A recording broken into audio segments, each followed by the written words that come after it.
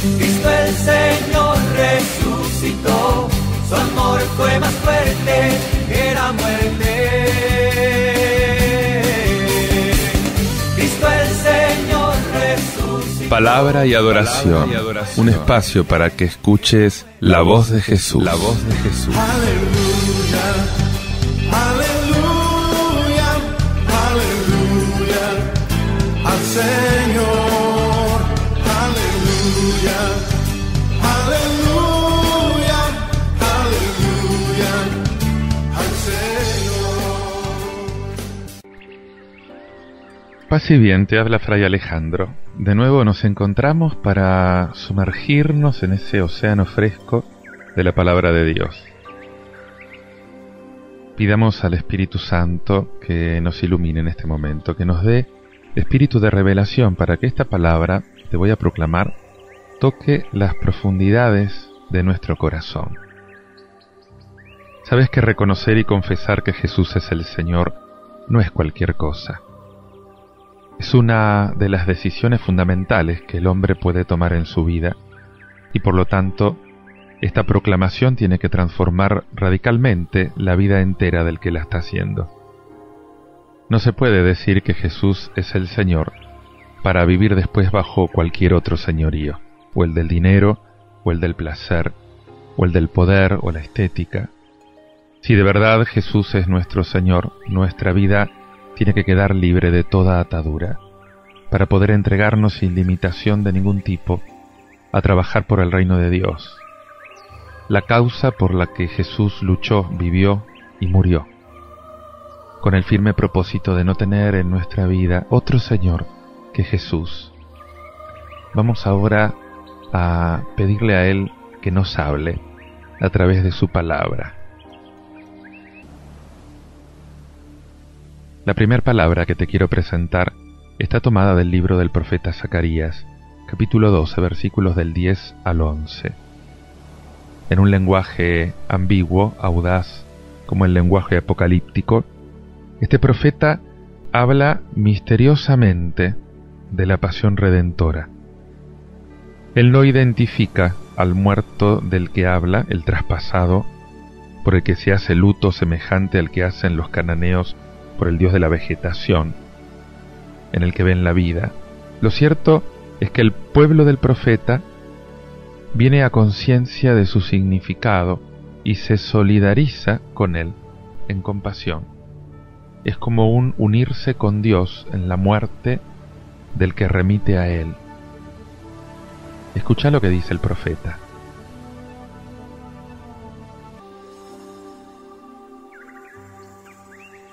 Derramaré sobre la dinastía de David y sobre los habitantes de Jerusalén un espíritu de gracia y de clemencia. Me mirarán a mí, a quien traspasaron. Harán llanto como llanto por el hijo único, y llorarán como se llora al primogénito. Aquel día será grande el luto de Jerusalén, como el luto de Hadad Rimón en el valle Megiddo. Este texto forma parte del contenido central del libro de Zacarías y de todo el profetismo que viene después del exilio, y se refiere a la salvación de Jerusalén. La fuerza de los habitantes de Jerusalén está en su Dios, y la salvación va a llegar a través de la transformación interior de la comunidad. Justamente el rasgo escatológico queda determinado claramente. Dios derrama sobre los habitantes de Jerusalén un espíritu de gracia y de clemencia. ¿Quién es esta persona respecto a la cual han cambiado los sentimientos? No lo dice el profeta, y se puede deducir de la fórmula redactada en estilo apocalíptico: mirarán a quien traspasaron. Tiene que ser una gran personalidad por la lamentación fúnebre que se hace en su honor. Se compara la intensidad de la lamentación fúnebre con esos ritos salvajes con que se celebraban las fiestas de Hadad Rimón, esa divinidad de la vegetación. ¿Se puede referir a la casa de David, que viene mencionada de manera particular? ¿Se relaciona con el siervo de Yahvé? típico del Deutero Isaías? En el Nuevo Testamento Juan va a citar este texto en su Evangelio, en el capítulo 19, y también en el Apocalipsis, en 1:7. Y Juan no formula ninguna pregunta, pero pone el texto en un contexto claro. Para él, el traspasado es Cristo, y los espectadores son los soldados y son los judíos. Es la interpretación que siguió la Iglesia. Históricamente, la liberación se obtiene por el Mesías crucificado. Zacarías habla de una experiencia, habla de una efusión del Espíritu, que provoca un cambio de mentalidad en la casa de David, y un cambio de mentalidad entre los habitantes de Jerusalén. La fuerza que determinó el cambio es el Espíritu, y la consecuencia que se deriva es justamente un conocimiento más profundo del Mesías. Las victorias fulgurantes de ese gran estadista griego que fue Alejandro Magno en el mundo entero, seguramente que le sirvieron de modelo al profeta para poder describirnos esta gran victoria de Dios que va a establecer la era mesiánica. ¿Sabés que el autor de estos últimos capítulos del profeta Zacarías, del 9 al 14, espera con ansiedad ese día del Señor, ese día de la implantación de la era mesiánica? Y muchas cosas van a suceder aquel día, esto se lo repite mucho, pero la victoria que se describe en el capítulo 14 solamente se va a lograr a través de grandes sufrimientos, a través de grandes purificaciones. En los versículos del 9 al 10 suena por quinta vez esta expresión tan machacona, aquel día. Y el pueblo de Jerusalén va a ser protegido por el Señor contra cualquier nación, pequeña o grande, cercana o lejana, contra cualquier nación que intente atacar la ciudad santa. Si en otro tiempo pasó la ira divina sobre la ciudad arrasándola, arrasando sus muros, dejándola huérfana, ahora suena la hora del desquite, la hora de la protección. Dios se pone de parte de su pueblo, este pueblo que está perseguido, en peligro, y Él va a lograr frustrar el ataque de los invasores. Si Dios castigó a la ciudad, no fue por capricho. La verdadera y la auténtica causa de la destrucción fue el pecado del pueblo. El Señor sació su cólera a causa de los crímenes cometidos por los habitantes al derramar por la calle sangre inocente. Y para que llegue esa hora del desquite, se requiere ahora en el pueblo un acto de conversión. Se requiere un cambio de actitud como fruto de una reflexión pausada. Y por eso el versículo 10 nos dice que el Señor va a derramar sobre ellos un espíritu de compunción, un espíritu para pedir perdón, de gracia y de clemencia. Y el profeta se fija en un hecho muy concreto. El pueblo llora sus pecados al contemplar a un personaje matado por ellos, víctima de la ira popular. Se trata de una acción pasada con relación al autor. ¿A qué personaje se refiere? No lo sabemos. Pero los responsables del crimen y los descendientes se van a lamentar amargamente, como si se tratara de un primogénito, de un hijo único. El duelo va a ser amargo, va a ser universal. ¿Qué reflexiones podemos sacar de todo esto?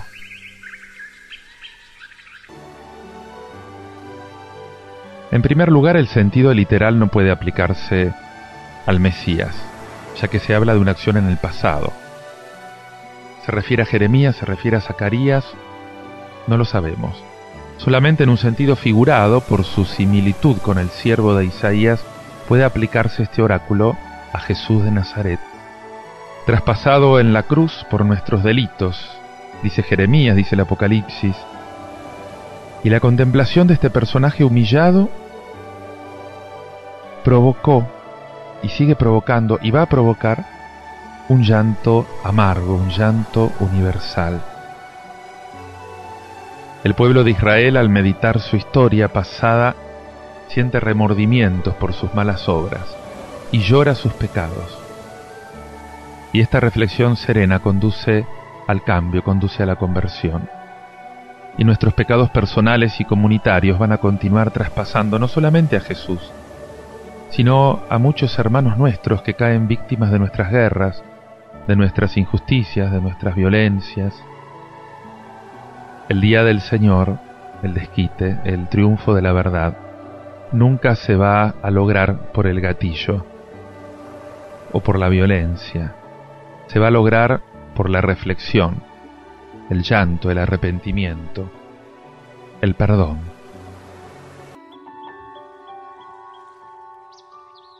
El Señor va a derramar un espíritu de compunción para que podamos llorar por nuestros pecados.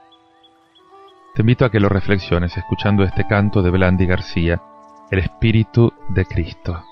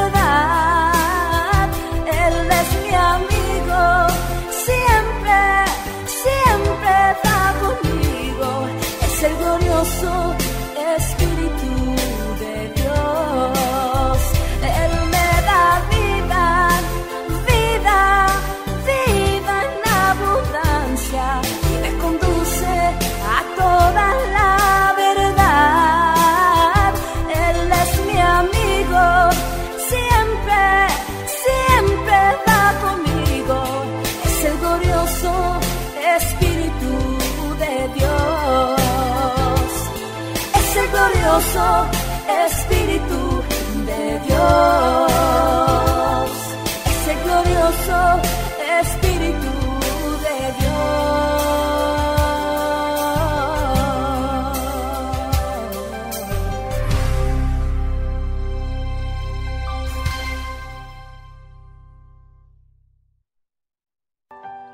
Te invito a hacer oración conmigo con el Salmo 62.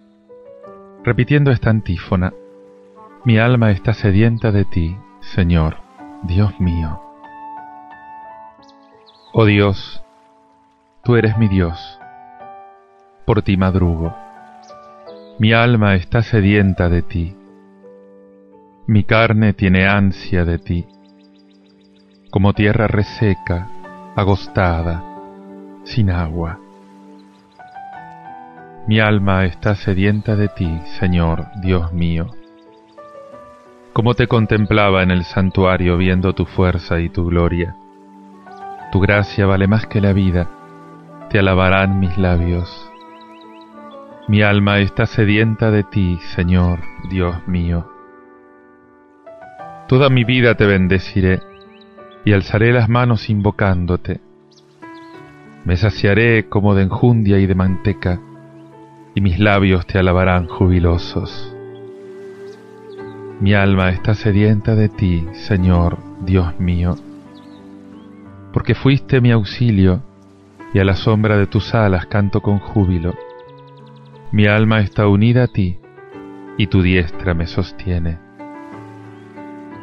Mi alma está sedienta de ti, Señor, Dios mío. Dios mío, qué bueno eres dándonos este salmo. Este salmo para nuestro corazón que repetimos cada día con tanto gozo. Es el salmo de los salmos. Sus palabras son más dulces que la miel. Diciéndolo, uno se siente por tu gracia con la boca llena de manjares. Porque estas palabras del salmo, una tras otra, son tan maravillosas, son tan suaves. Gracias, Señor, gracias. Gracias por habernos dictado estas palabras que es tan dulce dejar brotar a tus pies.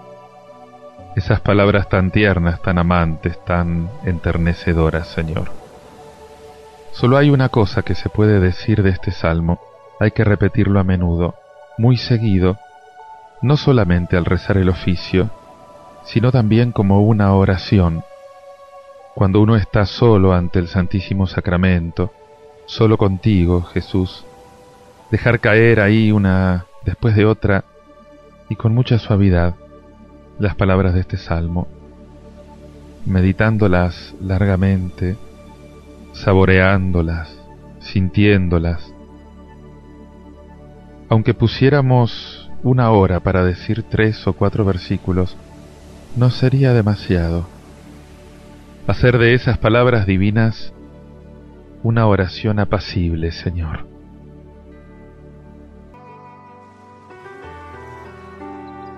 Gracias, Dios mío, por todas las palabras de este salmo. ¿Cómo agradecerte alguna en particular cuando todas son igual e insuperablemente dulces? Todo es dulzura, todo es suavidad, todo es delicia. En este salmo bendito me estás recordando todo lo que es grato para mi corazón, para mis veladas nocturnas. El dulce recuerdo de tu presencia con el que cierro los ojos al acostarme, Señor. El deseo con el que me adhiero a ti, con el que me abrazo a ti. Gracias. Gracias, Señor, por este salmo tan lleno de amor, tan enternecedor. Si te recordé en mi lecho antes de la aurora, meditaré sobre ti. Quisiera dormirme pensando en ti, Señor, en Jesús, por la mañana lo más temprano posible, en cuanto a Él le agrade, en cuanto me lo permitas, despertarme para pensar en ti. Y que mi pensamiento no te deje jamás, Señor. Que la meditación comience en mi jornada y que no termine nunca, dentro de lo posible, que dure siempre, al menos por ese sentimiento de que lo que hago, en lo que pienso, me quiero ocupar de ti, Señor. Quiero hacerlo por ti, ante ti, por Jesús, ante los ojos de Jesús, y con miradas frecuentes a ese divino Jesús, bajo cuyos ojos me dejo estar, haga lo que haga, teniendo como único deseo agradarle, todo lo que puedo, en todos los instantes de mi vida. Este recuerdo de la presencia de Jesús, esas miradas frecuentes hacia Él, qué importante es que las acompañe siempre, siempre, haciendo lo que haga, solo o estando con otros. Y es así como quiero rezar continuamente, como quiero meditar continuamente, Señor. Que el recuerdo de tu presencia, que esas miradas sean los últimos pensamientos antes de dormirme y los primeros cuando me despierto. Que mi alma se duerma no en este lugar, no en este tiempo, sino entre Jesús y María en Belén, en Nazaret, en el lugar al que me conduzca la meditación de los misterios de tu vida, Señor. Y que mi alma se despierte no aquí, no en este tiempo, sino a tus pies, en el lugar en el que te dejé unas horas antes. Que los primeros impulsos de mi corazón, que mi primer pensamiento vaya directamente a buscarte allí y se adhiera a ti para no dejarte más durante todo el resto del día. Sí, Señor, quiero vivir en tu presencia, Jesús. Quiero saborear tu presencia, experimentar tu presencia. Además de esta presencia continua, una buena práctica para muchas almas es por la mañana y por la noche consagrar algunos instantes para recogerse y para no pensar más que en eso. Hacer una corta meditación mental o por escrito sobre esta presencia tuya, Señor, en la que cada uno se encuentra.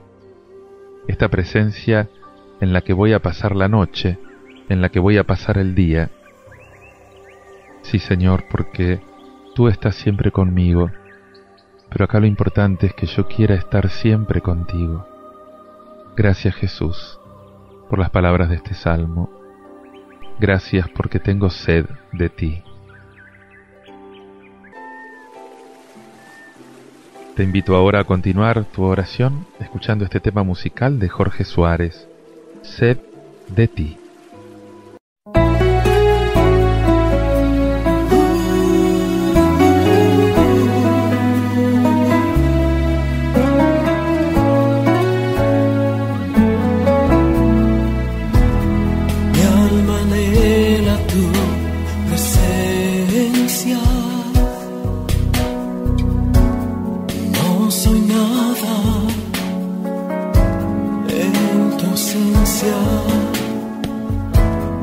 De rodillas hoy me postro,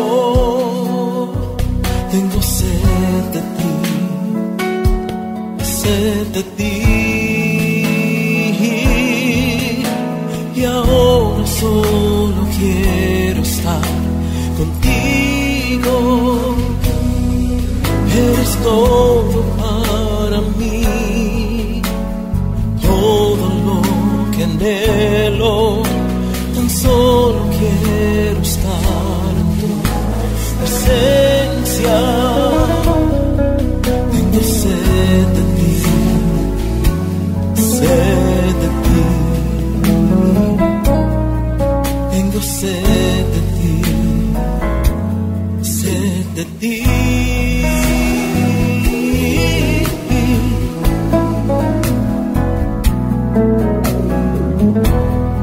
Alma anhela tu presencia,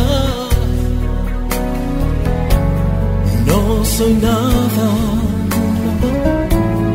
en tu ausencia. De rodillas hoy me postro, tengo sed de ti, sed de ti. Y ahora solo quiero estar contigo. Eres todo para mí, todo lo que anhelo. Tan solo quiero estar en tu presencia. Tengo sed de ti, sed de ti. Y ahora solo quiero estar contigo. Eres todo para mí, todo lo que anhelo. Tan solo quiero estar en tu presencia. Tengo sed de ti, sed de ti, sed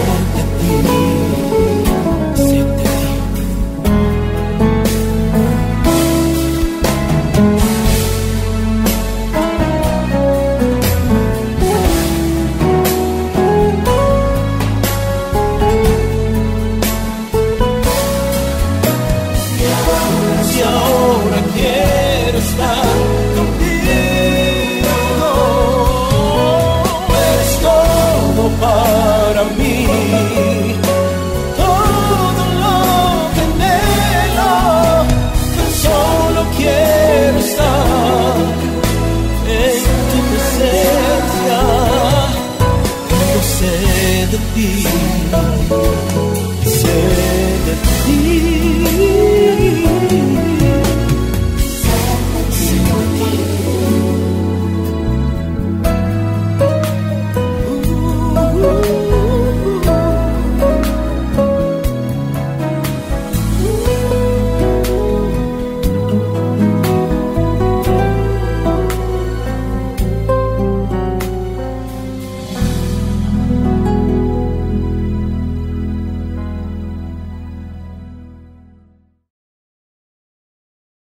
Sabes que el cristianismo arrasa con todo aquello que discrimina artificialmente a la humanidad. Las relaciones socioeconómicas, ni siervos ni amos, la raza o la cultura, ni griegos ni judíos, el privilegio del sexo, ni varón ni mujer. El Evangelio, por lo tanto, es un mensaje diferenciado que inquieta a unos y a otros los alegra. Toda evangelización, por lo tanto, virtualmente es conflictiva. Escucha lo que te narra la carta a los Gálatas del apóstol San Pablo en el capítulo 3, versículos del 26 al 29. Hermanos, todos ustedes por la fe son hijos de Dios en Cristo Jesús, porque habiendo sido bautizados en Cristo, han quedado revestidos de Cristo. Por lo tanto, ya no hay judío ni pagano, esclavo ni hombre libre, varón ni mujer, porque todos ustedes no son más que uno en Cristo Jesús. Y si pertenecen a Cristo, entonces son descendientes de Abraham, herederos en virtud de la promesa. La carta a los Gálatas responde a los ataques lanzados por los judaizantes que se fueron introduciendo en Galacia y ponen en duda la enseñanza de Pablo sobre el papel único de Cristo en la humanidad, y además le niegan toda cualificación apostólica. Los primeros capítulos son una especie de apología, de defensa del ministerio del apóstol, una defensa de su comportamiento personal, y con el capítulo 3, el autor aborda el problema doctrinal que es objeto de tantas polémicas con los judaizantes. ¿Es necesaria todavía la ley cuando uno se coloca bajo la dependencia de Cristo? Sabes que el argumento principal de San Pablo justamente reposa en esa concepción de la historia de la salvación que él tiene. Tuvo lugar primeramente la aparición de Dios a Abraham, las promesas, la fe del patriarca, la bendición que en él se hizo a todos los pueblos, y después vino la ley, pero fueron únicamente ángeles quienes la transmitieron a Moisés, y únicamente Israel tuvo bendiciones. Por lo tanto, la conclusión viene sola: la ley no ejerce sino una influencia relativa y transitoria. La ley tiene una función pedagógica. Desde que aparece Cristo, que es el elemento decisivo en toda esta economía de la salvación, en toda esta historia de la salvación, la ley tiene que desaparecer. la ley tiene que ceder el lugar al régimen fundamental, el régimen de las promesas hechas a Abraham y alcanzadas con la fe en Cristo. Hace falta que Pablo demuestre que Jesús es el acontecimiento decisivo que justifica el cambio de estas economías, de estos planes. Ya lo hizo a la manera rabínica en Gálatas 3, 15, 18, donde mostraba cómo Cristo era la descendencia de Abraham. Pero ahora lo expone con mucha mayor claridad, especialmente los versículos 26 y 29. En Jesús, la promesa se realiza a la perfección, porque es hombre Dios, es hijo de Dios, y constituye el don supremo que Dios puede prometer y ofrecer a la humanidad. Al ser hombre es la respuesta más adecuada a este don del Padre, el heredero. Es aquel mejor habilitado para entrar en posesión de los bienes prometidos, para poder realizar el proyecto de Dios sobre la humanidad. Se realiza justamente en Él. Por lo tanto, Cristo es el acontecimiento decisivo de la historia de la humanidad, porque la significación de esta historia está supeditada a la fidelidad al Padre, y desde entonces se desarrolla en una historia en la que cada uno está llamado, como dice Pablo en el versículo 27, a revestirse de Cristo, o sea, a responder personalmente al proyecto de Dios sobre el hombre. Acontecimiento decisivo en la historia de los hombres, Cristo hace por lo tanto inútil la economía de la ley. Y todavía es preciso comprender cómo el hombre participa de Cristo para que, a su vez, pueda liberarse de la ley. A los ojos de Pablo, la fe y el bautismo son los medios para unirse a Cristo. Y estos medios no tienen nada de exclusivo. ¿Por qué? Porque están al alcance de todo hombre, justamente porque somos hermanos y estamos en calidad de igualdad. Por eso los versículos 26 y 27 ponen en evidencia esta conexión entre la fe y el bautismo. No son uno u otro, sino que van los dos juntos. Son los que aseguran la comunión del hombre con Cristo. La fe es la respuesta humana a la iniciativa de Dios y está ligada al bautismo. Y por lo tanto se puede decir que esta pareja, fe-bautismo, corresponde a la pareja hombre-Dios en Jesús. El don de Dios reclama una respuesta de parte del hombre. Y primeramente el que responde es Jesucristo. Pero después esa respuesta se tiene que dar en cada bautizado. Y por este motivo, el bautismo incorpora verdaderamente a Cristo y permite revestirse de Cristo. El bautismo te ofrece un estado de hijo de Dios, de imagen del Hijo. Sos otro Cristo en el bautismo. Y estas relaciones nuevas del bautizado con Dios transforman las relaciones con los demás hombres. Pasamos a ser hermanos. Las barreras caen, se desmoronan. Todos se vuelven iguales. La bendición de todos los pueblos en Abraham ahora, finalmente, toma cuerpo.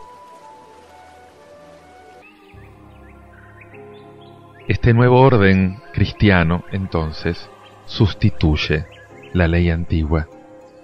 La salvación no está ya en función de la pertenencia a un pueblo, a una raza, a ritos como la circuncisión, la ablución, ni siquiera la observancia de la ley. En este nuevo orden de cosas, todo cambió, porque Dios intervino en la historia enviando a su Hijo y reúne en la persona del Hijo el don de Dios y la respuesta de fe de parte del hombre. Y por lo tanto, de este modo, Él está salvando a la humanidad. Y sin embargo, todo hombre participa de esta salvación en la medida en que su propia personalidad está también en esta encrucijada entre una iniciativa de Dios y una respuesta del hombre. Bautismo y fe. Y te pregunto, ¿cuál es tu respuesta a este ofrecimiento de salvación que Dios te hace? Te invito a meditarlo con un corazón muy agradecido. Hacelo con este canto de Rodolfo Vázquez, Te exalto, mi Dios.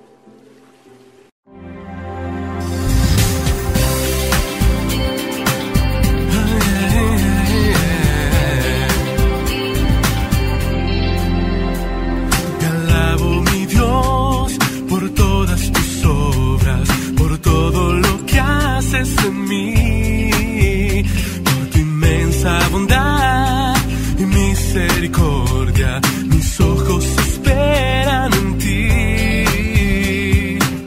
Abre tu mano para bendecirme. Tú me sostienes si voy a caer. Te exalto, mi Dios. Bendigo tu nombre ahora.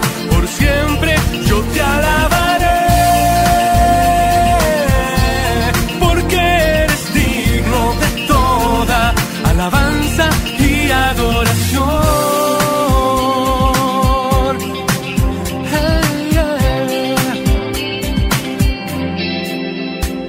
Te alabo, mi Dios, por todas tus obras, por todo lo que haces en mí, por tu inmensa bondad y misericordia. Mis ojos esperan en ti. Abre tu mano para bendecirme. Tú me sostienes si voy a caer. Te exalto, mi Dios. Bendigo tu nombre ahora. Por siempre yo te alabaré. Porque eres digno de toda alabanza y adoración.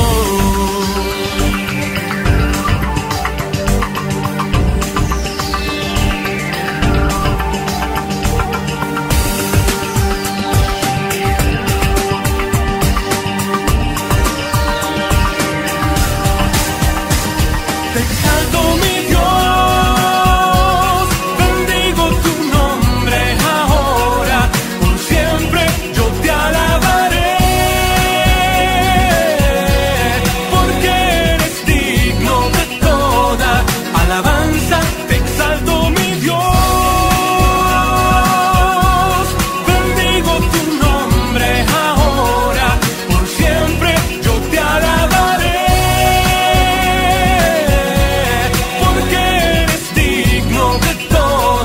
Alabanza, te exalto, mi Dios. Bendigo tu nombre ahora. Por siempre yo te alabaré. Porque eres digno de toda alabanza. Te exalto, mi Dios.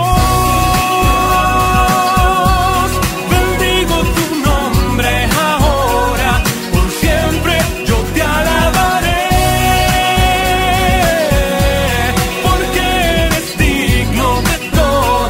Alabanza y adoración.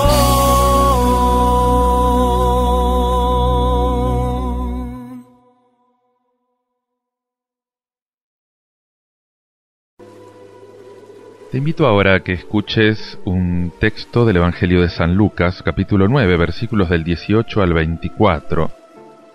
Vas a ver cómo acá Jesús no rechaza la confesión de Pedro, porque ciertamente él era el Mesías, pero inmediatamente él quiere frenar la tentación del triunfalismo, esa tentación que va a acompañar a la Iglesia a lo largo de toda su historia. Nuestra Iglesia siempre va a ser la Iglesia del Hijo del Hombre, del que tiene que padecer, morir antes de entrar a su reino. Reconocer que Jesús es el Cristo de Dios equivale a reconocerlo como encarnación del amor del Padre. si participamos en el misterio sacramental que actualiza esa pasión dolorosa y el triunfo resucitado de Cristo, es justamente para transformar el sufrimiento de nuestra vida en la misma vida de Jesús. Escucha lo que te dice San Lucas. Un día en que Jesús oraba a solas y sus discípulos estaban con él, les preguntó: ¿Quién dice la gente que soy yo? Ellos le respondieron: unos dicen que eres Juan el Bautista, otros Elías, y otros alguno de los antiguos profetas que ha resucitado. Pero ustedes, les preguntó, ¿quién dicen que soy yo? Pedro, tomando la palabra, respondió: Tú eres el Mesías, el Hijo de Dios vivo. Y él les ordenó terminantemente que no lo anunciaran a nadie, diciéndoles: el Hijo del Hombre debe sufrir mucho, ser rechazado por los ancianos, los sumos sacerdotes y los escribas, ser condenado a muerte y resucitar al tercer día. Después dijo a todos: el que quiera seguirme, que renuncie a sí mismo, que cargue con su cruz cada día y me siga, porque el que quiera salvar su vida la perderá, y el que pierda su vida por mí la salvará. Aunque Lucas no dice dónde ocurrió esta escena, sabemos por los otros evangelios que fue en un lugar cercano a Cesarea de Filipo. Por su parte, Lucas es el único que nos habla de esta oración de Jesús en presencia de sus discípulos. La oración de Jesús solo al Padre es una señal de esta relación particular que él tiene con el Padre, relación en la que nadie se puede meter. Jesús tiene conciencia de su dignidad, de su misión, sabe quién es y lo que ha venido a hacer en el mundo. Pero los hombres no pueden hacer otra cosa que barruntar este misterio verdaderamente insondable, y muchas veces andan despistados. La gente está dividida en sus opiniones respecto a Jesús. Unos dicen que es el Bautista que revivió, otros que es Elías o alguno de los antiguos profetas. Y Jesús ahora interpela directamente, personalmente, a sus discípulos, a los que ha elegido, a los que ha reunido en torno a su persona. Es que la fe es una respuesta personal al misterio de Cristo que nos interroga. Pedro responde por sí mismo y en cierto modo en nombre de los 12. Lo que dice de Jesús es la expresión de un conocimiento que le fue dado, no inspirado por simpatía o por admiración del Maestro, dice el texto, por la carne o por la sangre, sino inspirado por Dios, inspirado por el Padre. Es que nadie puede entrar en el misterio de Cristo si no está inspirado por Dios. Si Cristo no se manifiesta en sus palabras y en sus obras, es imposible. Si Dios mismo, si el Padre no lo introduce en este misterio, es imposible. Jesús prohíbe a sus discípulos que vayan diciendo a la gente que Él es el Mesías de Dios. No por nada, sino porque quiere evitar malos entendidos. ¿Por qué? Porque los contemporáneos de Jesús, incluso sus propios discípulos, pensaban en un Mesías con poder militar, un Mesías que iba a restablecer el honor de Israel, que iba a liberar a Israel de la opresión extranjera que padecía. Y el significado de la persona, de la palabra, de las obras del Maestro, de esta excelsa dignidad del Mesías de Dios, los apóstoles lo van a descubrir solamente a la luz de los acontecimientos de la Pascua. Entonces, una vez recibido el Espíritu Santo, iba a llegar el momento de proclamar, sin equivocaciones, que Jesús es el Cristo, el Mesías de Dios. Jesús entiende su mesianismo de acuerdo a lo anunciado por Isaías sobre el siervo de Yahvé.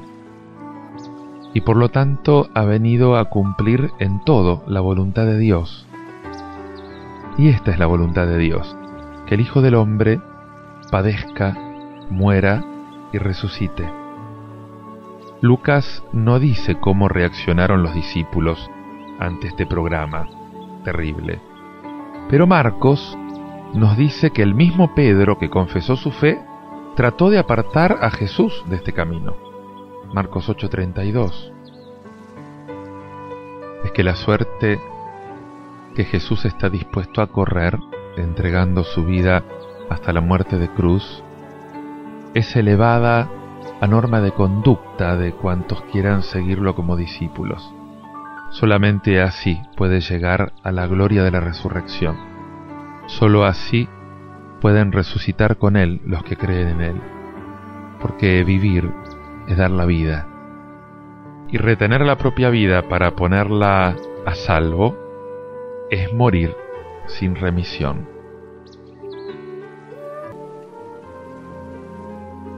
Pocas veces nos detenemos los cristianos a responder a esta pregunta tan decisiva que se nos hace a cada uno de nosotros. Esta pregunta que Jesús le dirige a los discípulos. ¿Y ustedes quién dicen que soy yo? Es que la respuesta tiene que ser personal. Nadie puede hablar en mi nombre. No puede haber una fe por procurador. Soy yo el que tengo que responder. Se me pregunta qué digo yo de Jesús. ¿Qué decís vos de Jesús? No qué dicen los concilios, o la catequesis, o los obispos, o el Papa, o qué cosa explican los teólogos. ¿Yo qué digo? ¿Quién es Jesús para mí? Un conjunto de circunstancias históricas puede ser que pudo embrollar mucho las cosas, pero no nos tenemos que olvidar que la fe cristiana no es simplemente la adhesión a una fórmula o a un grupo religioso. Es mi adhesión personal y mi seguimiento de Jesús. Para ser cristiano no basta decir yo creo en lo que cree la Iglesia.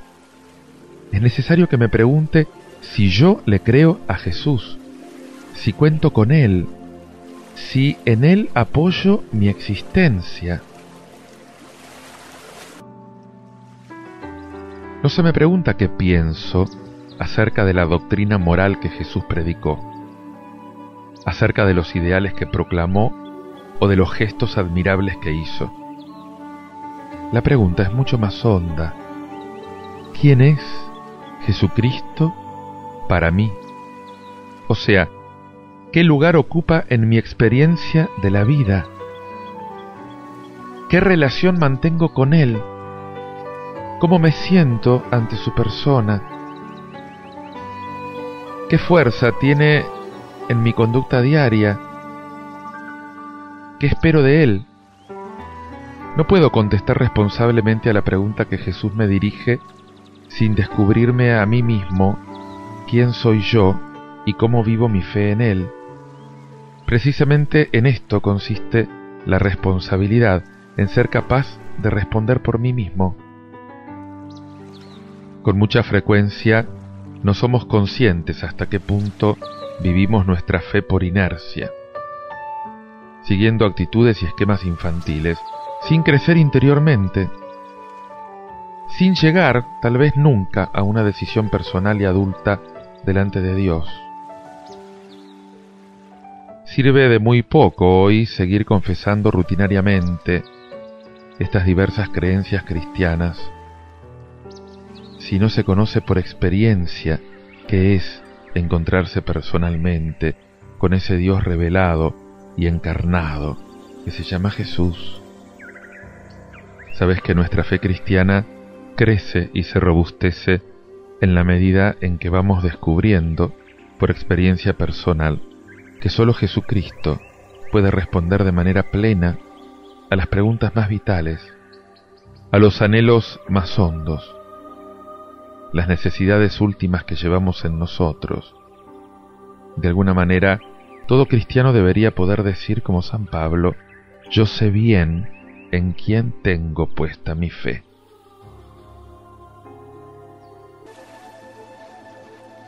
te invito a que medites en todo esto, escuchando este tema musical de Sasha Doble, Entrega tu vida. Si sabes bien en quién tenés puesta tu fe, a Él entregale tu vida.